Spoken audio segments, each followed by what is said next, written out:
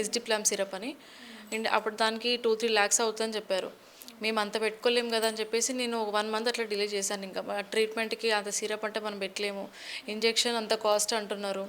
So, ఆ 1 month అట్లా delay చేశాక మళ్ళీ నేను రెయిన్బో హాస్పిటల్‌లో రమేష్ కోనాకి సార్ దగ్గరికెళ్తే అక్కడ చెప్పారు, ఇట్లా మన ఇండియాకొచ్చిందమ్మా నాట్స్మార్ట్ అనే కంపెనీ.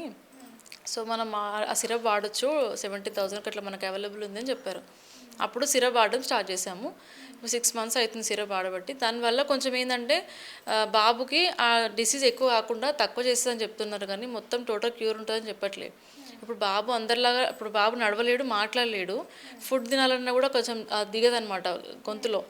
సో, ప్రాబ్లమ్ ఇంకా మొత్తం ఐసీఎంఏ వల్లనే అన్ని సెల్స్ అనేది డ్యామేజ్ అవుతుందని చెప్తున్నారు.